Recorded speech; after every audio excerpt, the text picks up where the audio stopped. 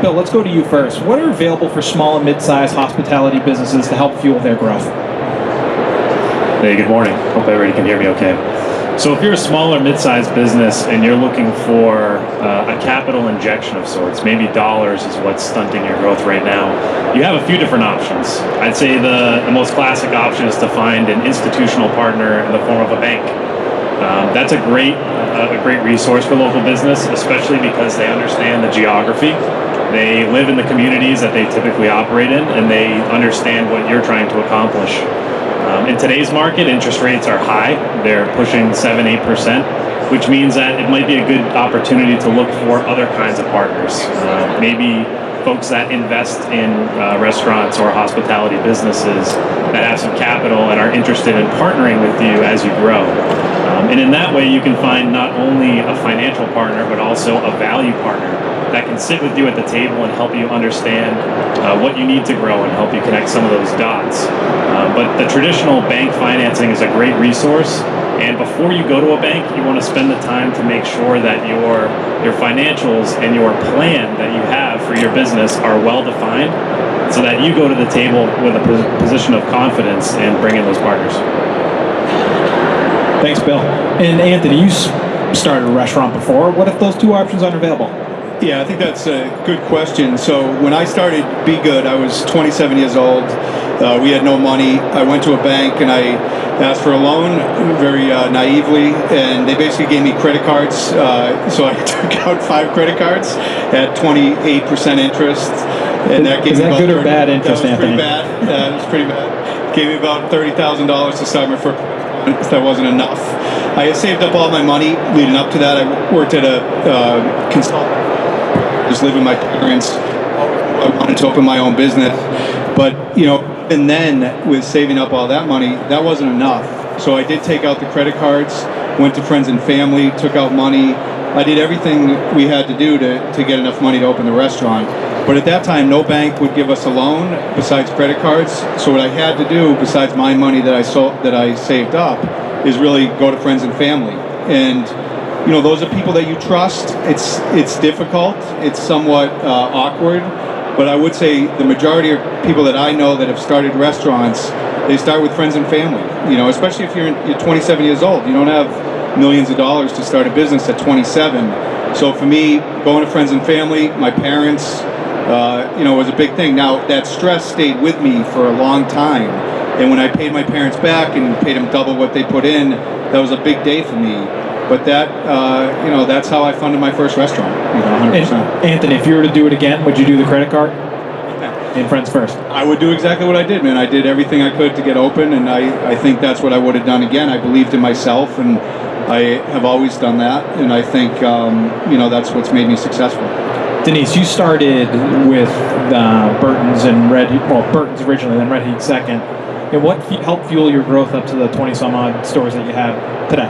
Yeah, so we had an investment group in the very beginning where we raised $3.3 million, and we knew that would help us open our first 3 restaurants. And then after that original investment from our investment team, we just kept putting the profitability back into the growth of the company. And then during the economic downfall in 2009, we reevaluated our financials, and we said this is actually a really good time to borrow money. So interest rates were very low at that point in time, so we went to our bank partner and we took out a loan. And that's how we continued to grow exponentially.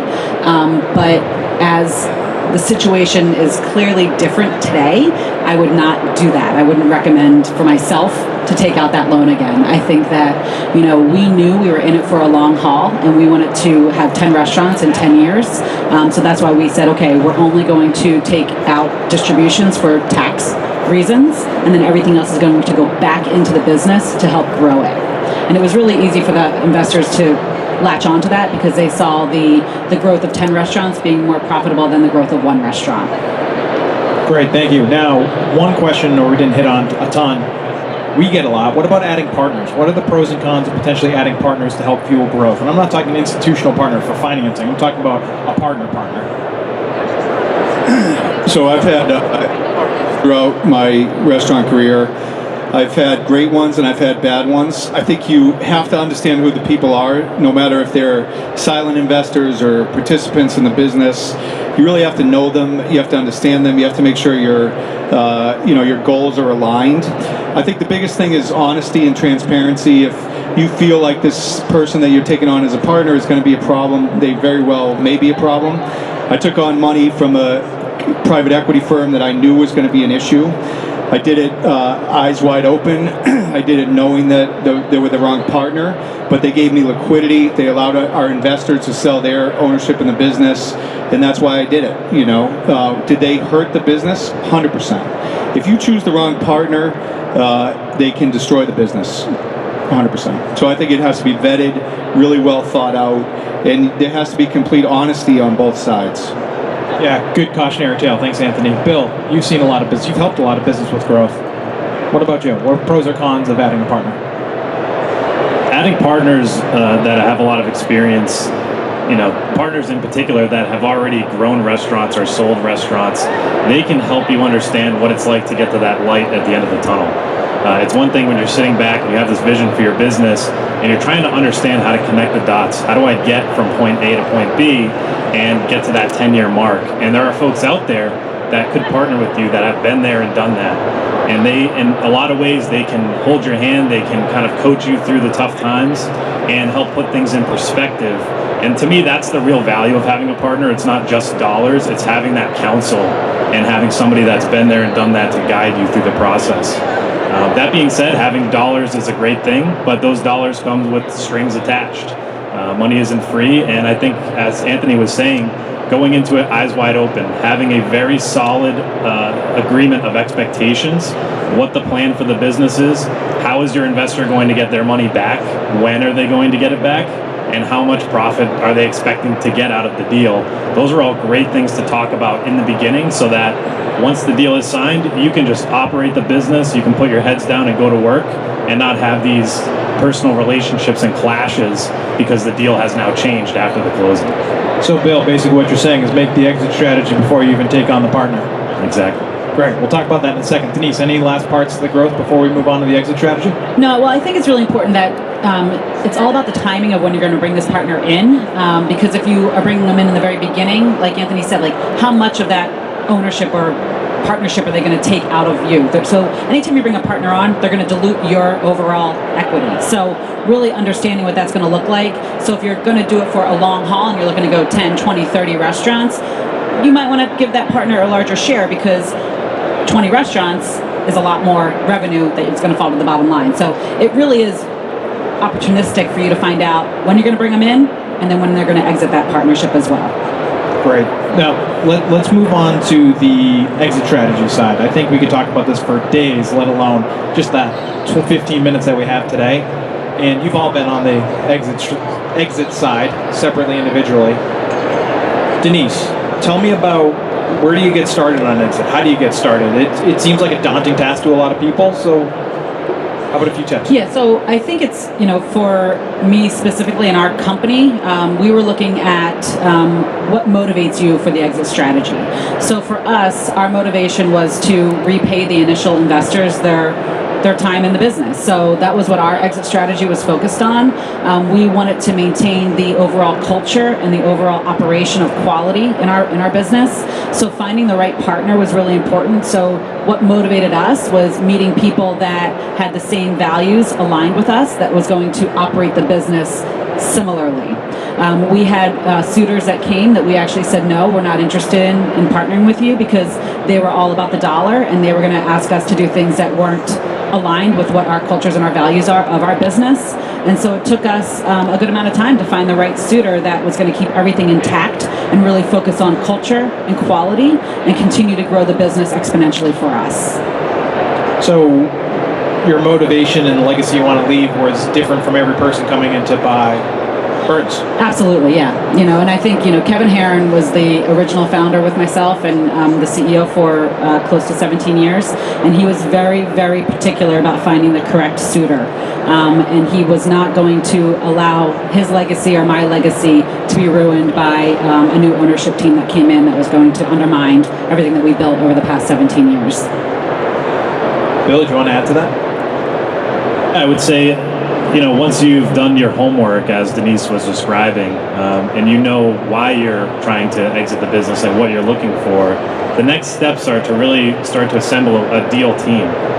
Talking to your key advisors, and I'm biased because I'm a CPA, but I would advise you to talk to your CPA. They usually have the best knowledge of your business. They have an understanding of your historical records, the cash flow in the business, and they can help you start to put some numbers together and frame this whole thing up. What is my business worth today?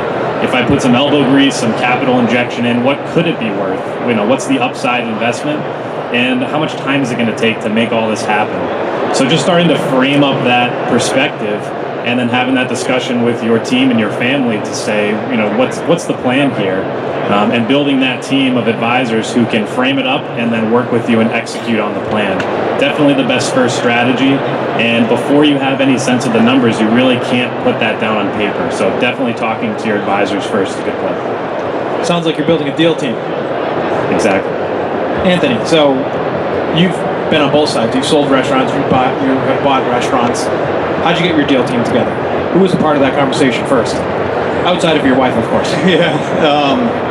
So I would say there's different paths for different size businesses.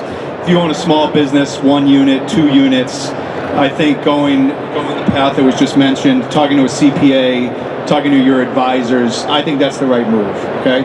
If you own a big business, Burton's is $130 million business.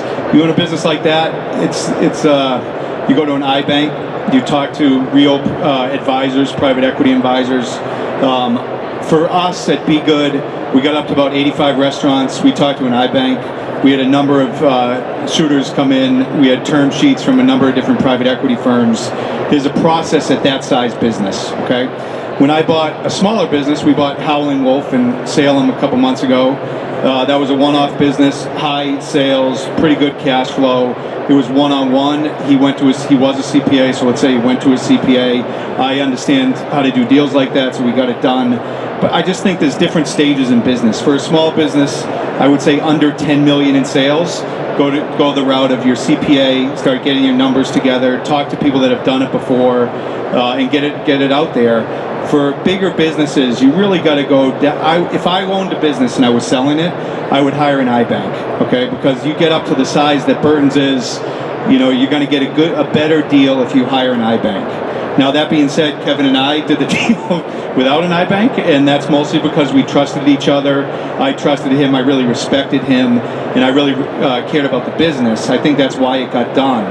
But usually, traditionally, I would hire an iBank for a bigger business. And one of the questions we get a lot is, how do I know what to sell my business for, or what my valuation is? But someone always wants that, quote, get a deal, right?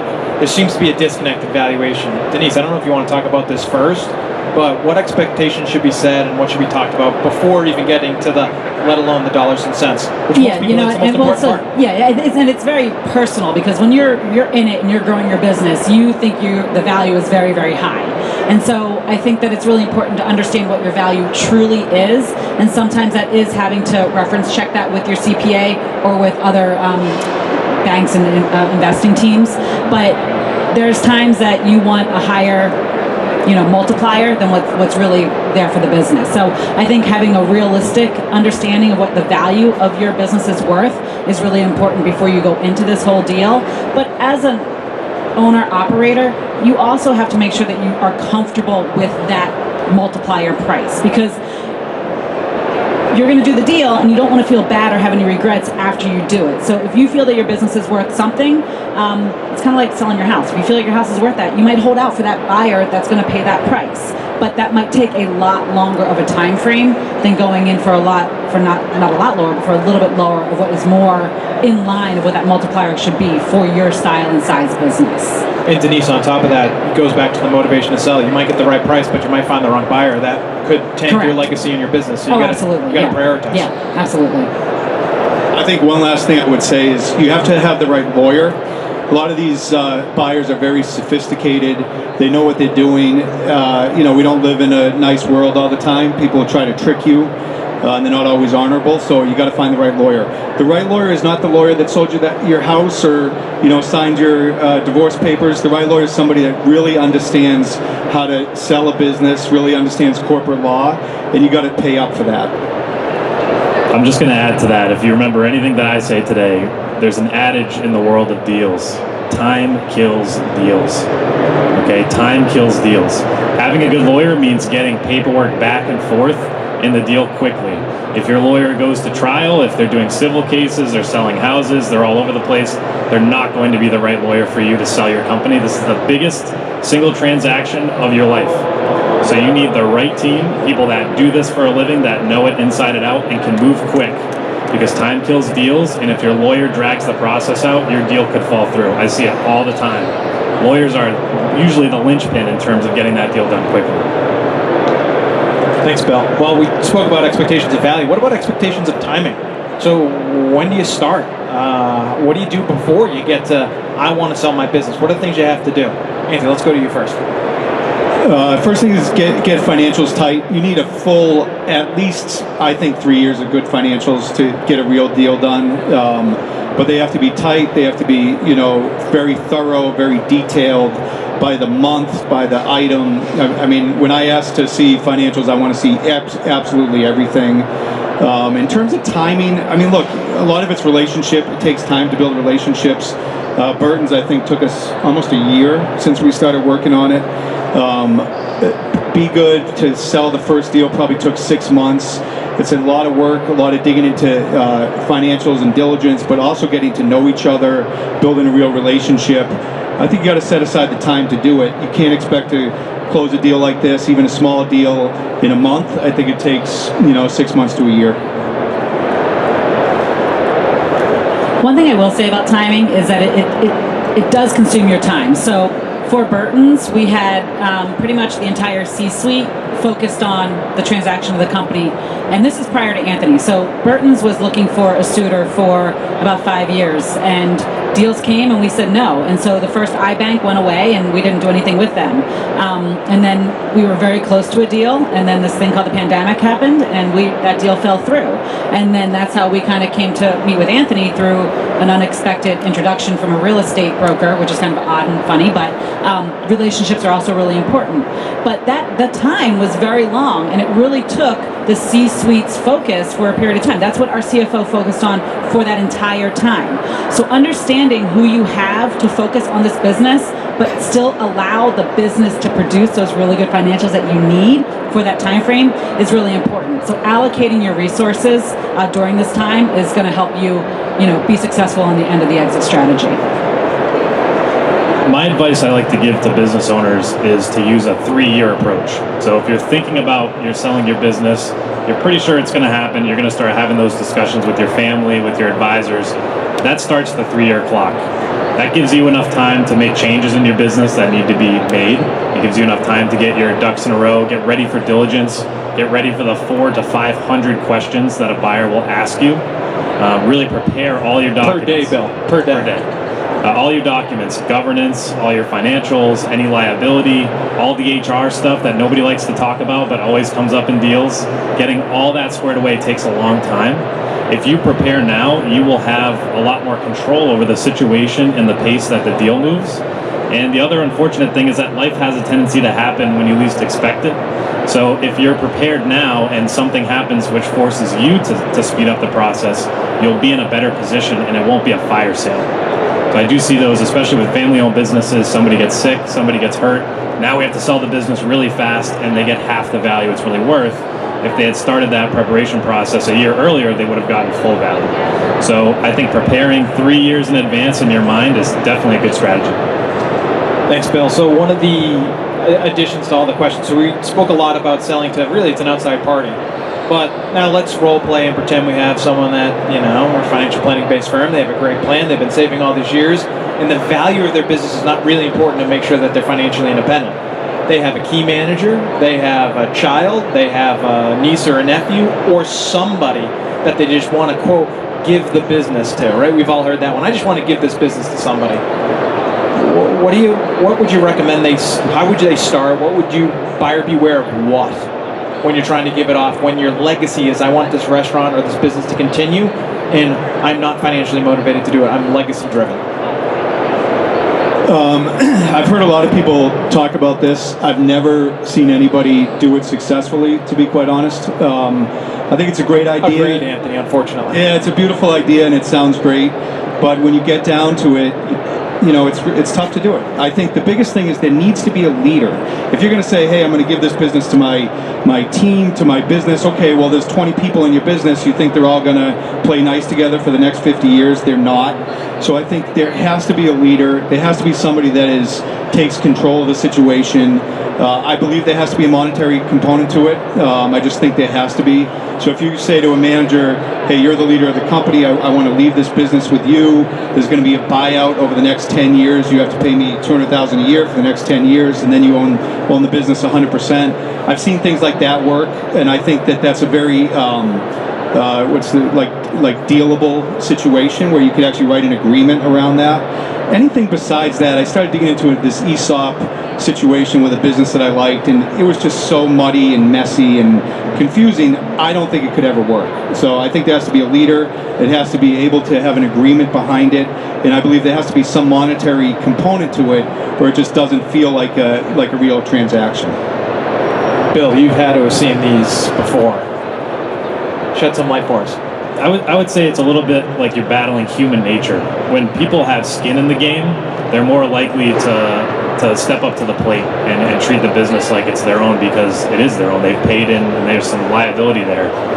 If you give somebody something for free, they're probably not going to treat it as well as if they had paid $1,000 for it. So that's not to say that you gouge your family members for highest and best price on the open market, but there's a reasonable discounted value that makes it comfortable when you have Thanksgiving dinner together, but also motivates that next generation to do the right thing, to take care of your business that you built and continue the legacy.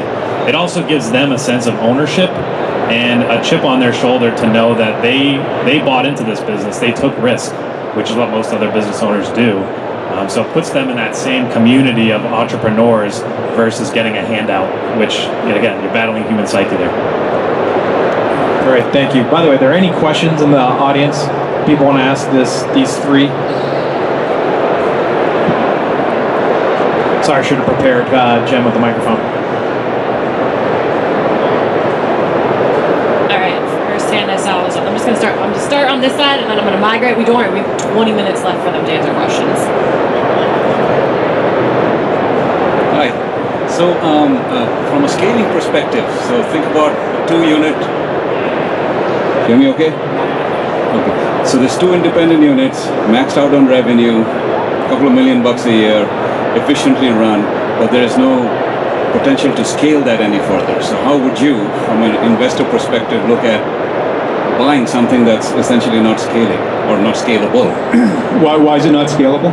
Because the business could be, but the 2 independent units are maxed out at capacity, maxed out, you can't produce any more there. If I believed I could scale the actual business, I would be interested in it, Like we bought this place, Howling Wolf, okay? And I think it's a very unique business. It did almost $4 million out of 1,800 square feet, okay? Its profit was undersized, and I paid a decent amount for the business. The reason I bought it is because I believe I could scale it. Now, do I believe that I could do anything else with that one unit? Definitely not. But do I believe I could actually scale the business? 100%, and that's why I was interested. Now, the multiples, so when you look at a valuation of a company, and you say, hey, it's usually valued off of EBITDA. So EBITDA is profit before depreciation and tax and all that. So if you say, what's the multiple of EBITDA for a small business, $2 million in sales, 2 units without, growth coming up, it's a much lower multiple than a multiple for a company like Burton's that has proven growth, is open in 7 different markets, has a big pipeline of building businesses. So like that, the multiple of what somebody would pay for the business, I think would be lower. But if there's potential to grow it, I think there would be, people could be interested. And if there's a potential to make cash flow from the business, people could be interested. But if the cash flow is the only thing, you got to think about it. Like if you're going to make $1 million, how much are you going to pay to make $1 million? You're going to pay $3 million for it? Maybe. You're not going to pay a lot more than that. I would just add to that, to build on that point. When you're selling your business, there's really, I'll boil it down to two different types of buyers. You have strategic buyers and you have private equity buyers. And I'm really boiling it down. The strategic buyers maybe already have their own operation, and they're like Anthony, they're thinking big picture, I can expand into this new market, new geography, and they're looking at the 10-year, the 20-year turnaround. What's the upside value there? And they're willing to pay more for your business. So in a perfect world, you're selling your business to a strategic buyer that has a much longer runway and is willing to accept more risk and typically pay more for your business. And then there's the private equity group. These are basically money managers that are looking to park their cash somewhere for the next 4 to 5 years and either get the cash flow back that beats their other investments or somehow flip the business and get 3 to 4x their initial investment. But if you start thinking about those two types of buyers, the multiples in those ranges can be very different.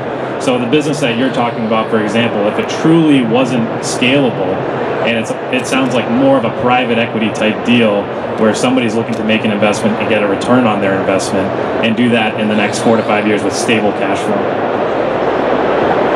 All right, another question over here. Hi, can you guys hear me okay? Hi, great. Hi, Jen Falk. Close? Okay. Jen Falk with G2. I'm one of those iBankers you spoke about. Anthony, curious to hear your perspective. You spoke about partnering with a private equity group and having that not be a good cultural fit. When you think about those yellow flags or red flags that you saw early on in the process, what were some of those and what advice would you offer to someone else who's in your shoes trying to make that decision? Yeah, I think it's a good question. For me, it was unrealistic expectation of growth. So they expected us to grow 30 restaurants a year. This is with Be Good. I didn't think the business was ready for it, okay? I mean, I'm being honest, like I knew that it was going to be a problem, but that private equity firm, unlike most, gave me and my partners full liquidity. So for me at 35 years old to have worked 10 years to build my company, I had the ability to sell my shares in the business. And for me, that was a big deal. There's nothing wrong with wanting to make money. I cared about my business. I worked really hard at it. I wanted to monetize it. So that was the one private equity firm that we spoke to that was willing to give us full liquidity. All my partners, all my initial investors, they all could make 12 to 15 times their money. To me, that was a humongous thing. Did I go into that transaction understanding that I was going in bed with somebody that I didn't trust, that I thought was the wrong partner in my business? 1,000%. But I did it eyes wide open, and I still believe I made the right decision. But they wanted to grow the business too quickly without a base of operational ability, and ultimately that was, I think, the downfall of the business. All right, now we got a question over here. Hello, everyone. Good morning. My question is, can you hear me? We spoke about corporate lawyers. Now, I can Google and come up with 1,000 corporate lawyers, right? How do I find the corporate business lawyer that's the best fit for me? What should I look for? And what is a red flag and what is a green light? So I can give you some names if you want of some good corporate lawyers, but you need somebody that's done deals before. Like, you would want to see what deals have you closed, who have you worked with. I want to see references, and then you want to talk to people that they've closed deals with and say, how were they through the transaction? Were they, did they work hard? Did they, push things? I do think it's a really important piece of it is finding the right lawyer. Yeah, I would say you can diligence them online, look at their website. If all their services are created equal and mergers and acquisitions or exit planning is just one small piece of their advertising, it's probably not a focus for them. Really good M&A lawyers focus on that. That's their tombstone for their business. So I think, by diligencing them, you can figure it out, but also asking others in the community, hey, what lawyer did you use to sell your business? How did it go? Using Uncle Tony and some of the other, the family connect recommended, but typically just by looking for time. I think that's fine. I'm wondering if our battery's dying over there. Yeah, just give it to Alex. Do we have any other questions? Alex, did you have an answer you wanted to share? Okay, yeah. Do we have any other questions? No? I'm sure they have more knowledge to share. And I'm going to apologize on the microphone for my spelling mishap. I should know better. Do we have any more questions? All right, I'm sure they're going to share some more knowledge. I got plenty. I'm going to give this back to Alex. So we have about 10 minutes left, but let's take 2 or 3 minutes, maybe do some closing comments, because again, we could talk about this forever in more detail. It's been super helpful thus far. Ladies first. And Denise, sorry, let's do a minute on the growth and a minute on the exit, if we could. So, a minute on the growth. As you look at, for me, I think it's really important about self-funding your business and making sure that you're putting the money back in. I think that goes really well for the visibility into the company. The team sees what we were doing. They knew that we weren't taking money out, and that made them, I don't want to say work harder, but they understood what the owners were doing and that they bought into it, into the culture. As far as the exit strategy, I really will continue to say what is the motivation for your selling. And for us, I really believe keeping the legacy alive is so important to me. I was very fortunate that I was offered sweat equity in the company. So I was given something for nothing, but that it made me work harder because that's my personality and what I am. So over the years that I was there, it kept me from ever leaving my job too, because I had equity in the company, and I wanted to continue to grow that equity, and I want to continue to build restaurants for my own future and growth. From a growth perspective, I don't think you should grow without being profitable at the beginning of a business. I think a lot of people get in this trap of, I just want to grow, it's not profitable, but we will someday make it profitable. I've always found that that's a mistake. So I'd get a solid base of a business, make sure it's profitable, grow it thoughtfully, and when you feel like you're ready to push, bring on some real partners. Now, whether that's a private equity firm or a bank or friends and family, I think you need a base of a business and you need time to figure out what that business should be and is before bringing in outside money and outside perspective. Okay, from a getting a deal done standpoint, I think the biggest thing is you need to show potential. So to your point, that we can't scale it anymore. Not many investors are going to be interested in that. So maybe you can't scale those 2 units, but maybe you have a system that you can open, 100 more. Some of this process is you have to be a salesman in it, and I think that that's something we were always good at, is selling the business. And I think that selling who you are, the future, the vision of what your business is, that has to become a skill set that you have if you want to sell your business, especially to private equity firms and especially using iBanks. There needs to be a salesmanship in it, and a lot of that is how do you scale the business, how do you make this person buying it a real lot of money, and some of that is looking into the future. So from a growth perspective, Denise and Anthony had some really great comments, and I completely agree with everything they said. I would add that there are some tools out there that can help you put these thoughts and these perspectives down on paper and start to formulate an actual plan. And whether you bring an outside partner in, whether it's a bank or an investor, they want to see what that plan looks like. I think I'm cursed. They want to see what that plan looks like. They want to understand what your path forward is. So you need to know that for yourself. There's one tool out there called EOS, which is a great one for small businesses. There are others like it. That'll help you get your thoughts down on paper and really see what this growth plan really looks like, and help you answer the right questions and ask the right questions. From an exit planning perspective, selling your business is a roller coaster ride. It's an adrenaline rush, it's a roller coaster ride, and you are in control of whether that's a terrifying roller coaster ride or a fun one. So the earlier you start, I talked about that 3-year rule. The earlier you start, the less crazy it will be, the less the less chance it will be a fire drill, and the more fun you will have in the process. So I would start early, assemble a good team, talk to your advisors, talk to people that have been there and done that and can help you through the process, and just be prepared for an adrenaline rush activity. But it's a very exciting thing, and you can reach whatever those goals are as long as you have the right help and the right drive and the right plan. Awesome advice. Hard to argue. So we'll stick around for a minute if anyone wants to come up and ask a question.